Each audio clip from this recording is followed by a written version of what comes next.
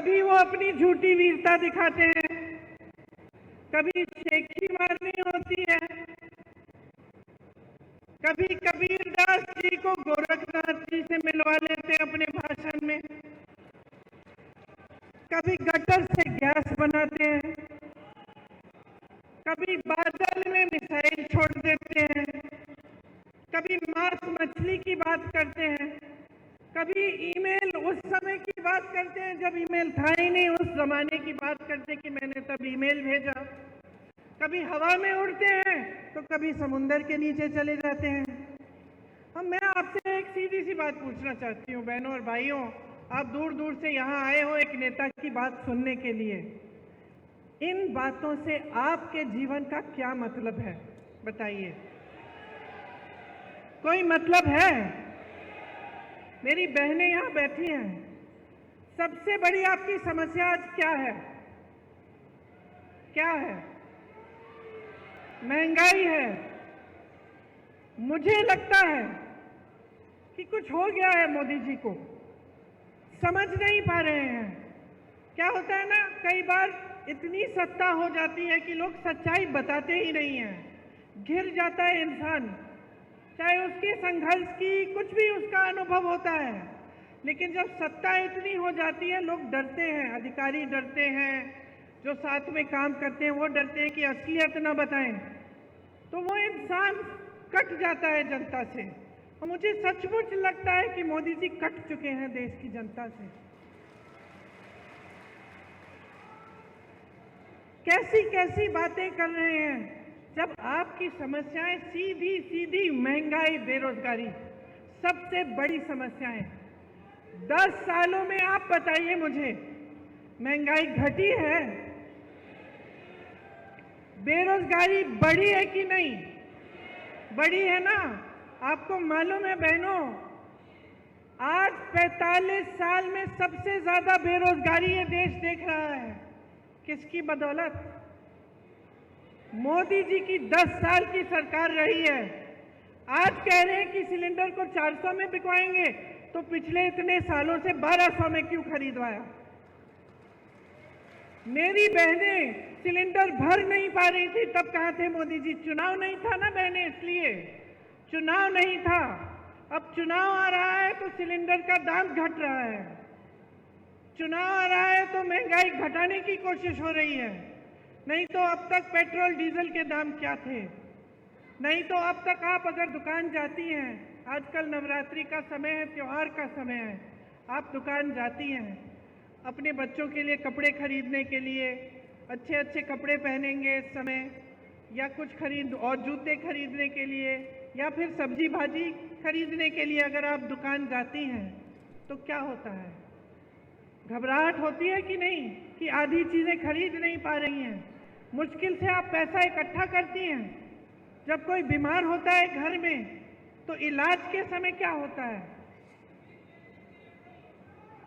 जमीन बेच देते हैं, अपनी जमीन बेच देते हैं। बच्चों की शादी करानी पड़ती है तो क्या करते हैं? कर्ज लेते हैं। तो जब ये है आपकी स्थिति, जब आपका जीवन हर रोज आप संघर्ष कर रहे हैं, चाहे मेरी बहनें हों, चाहे मेरे भाई हों जो खेती का काम करते हैं, आप बताइए खेती में जो जो सामान आप इस्तेमाल करते हैं वो महंगे हुए हैं कि नहीं? पेट्रोल डीजल तो छोड़िए, लेकिन हर चीज पे आपको जीएसटी देनी पड़ती है कि नहीं? उससे क्या हुआ? आपकी मुश्किलें बढ़ी हैं। किसानी में से जो नौकरियां, जो रोजगार मिलते थे वो बंद हो रहे हैं, क्योंकि खेती से कमाई नहीं हो रही है। जो सामान आपको इस्तेमाल करने होते हैं, चाहे खाद हो चाहे कुछ भी हो, उस पर जीएसटी भर भर के आपकी कमर तोड़ी जा रही है। महंगाई से आप जूझ रहे हैं, आपकी कोई सुनवाई नहीं है। ऐसे कानून लाए थे ये लोग कि सिर्फ बड़े बड़े अरबपतियों के फायदे के कानून। जब किसानों ने आंदोलन किया, दिल्ली में गए, महीनों के लिए सर्दी में बैठे, प्रधानमंत्री जी का घर कुछ किलोमीटर दूर था, प्रधानमंत्री मोदी जी निकले ही नहीं, बात नहीं की, सुनवाई तक नहीं की। ये नहीं सोचा कि लाखों किसान महीनों से सर्दी में बैठे हैं, उनकी कम से कम हम बात सुन लें। फिर क्या हुआ? उस समय उत्तर प्रदेश का चुनाव आ रहा था, उत्तर प्रदेश का चुनाव आ रहा था, किसान बैठे हुए थे बाहर दिल्ली के, महीने बीत गए, किसी ने पूछा नहीं। जैसे ही चुनाव आने लगा, मोदी जी ने काले कानून रद्द कर दिए। तो आप नीति समझिए और नियत समझिए, इनकी नियत ठीक नहीं है। इनकी नीतियां सिर्फ बड़े बड़े अरबपतियों के लिए हैं। आपने अभी कहा जमीन बेचते हैं अगर जरूरत पड़ती है। आपने कहा किसी की शादी होती है, जमीन बेचनी पड़ती है या कर्ज लेना पड़ता है। आपने देखा होगा कुछ दिनों पहले एक बड़े अरबपति के बेटे की शादी हुई। आपने देखा होगा कि किस धूमधाम से शादी की। ठीक है, बुरी बात नहीं है, जिसको जैसा करना है करे, लेकिन आपने कभी सोचा है कि इतना पैसा कहां से आ रहा है? इतना पैसा कहां से आ रहा है? इतना पैसा इसलिए है इन लोगों के पास क्योंकि मोदी जी ने इनके कर्ज माफ किए हैं। 16,000 करोड़ रुपए के इनके कर्ज माफ किए हैं। अब आप सोचिए, 16,000 रुपए का कर्ज था, माफ किया गया, और जो किसान सड़क पे बैठा हुआ अपना हक मांग रहा था, जो किसान 10,000 रुपए के लिए आत्महत्या कर रहा है, जो किसान कर्ज में डूब रहा है, उसका कर्ज माफ करने की बात ही नहीं।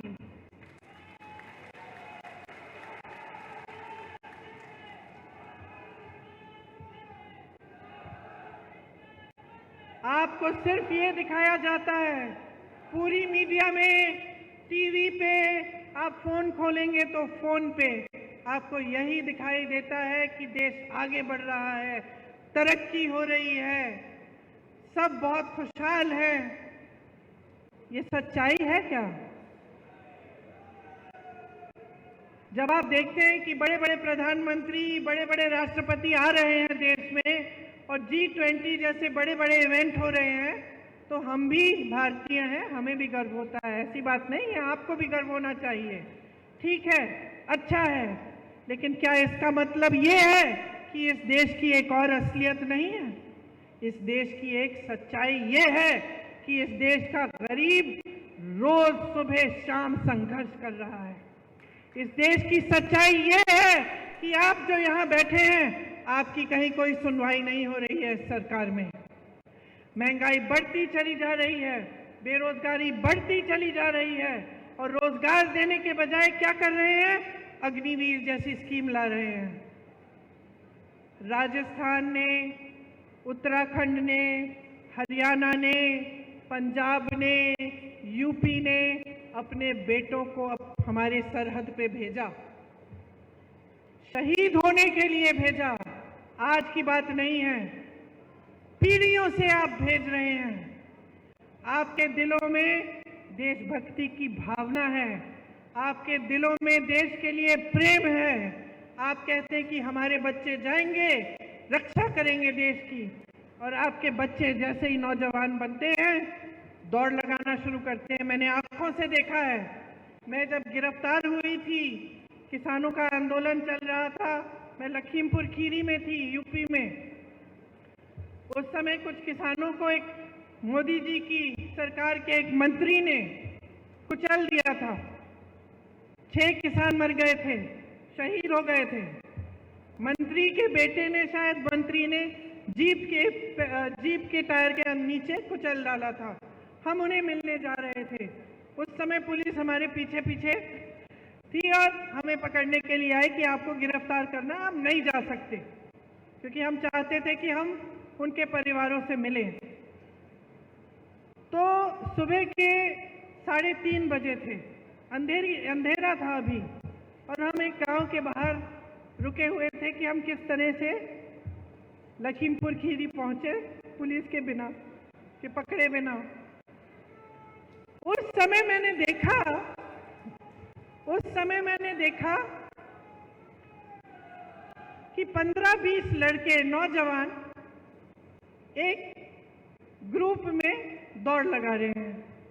तो अचानक मैंने पूछा कि भाई ये क्या है? अभी तो रात हो रही है, सुबह हुई भी नहीं है, सूरज उगा भी नहीं है, ये बच्चे दौड़ लगाने किस लिए निकले हैं? फिर वो रुके, उन्होंने बातचीत की हमसे, पता चला कि सेना के लिए तैयारी कर रहे थे। इतने से थे, अभी तो उनकी उम्र भी नहीं आई थी सेना में भर्ती होने की, लेकिन तैयारी तब से कर रहे थे। क्या उम्मीदें होंगी उनकी, क्या आशाएं होंगी, दिल में कैसी भावना होगी देशभक्ति की, और ये भी भावना कि अपने माता पिता के लिए बड़े होकर हम कमाएंगे, एक स्थायी रोजगार मिलेगा, सेना में हम भर्ती होंगे, हमारे माता पिता को गर्व होगा और हम उनका देखभाल कर पाएंगे। ये भावना ये मोदी जी समझ ही नहीं पा रहे हैं। जो अग्निवीर जैसी स्कीम निकालते हैं वो ये भावना को समझ नहीं सकते।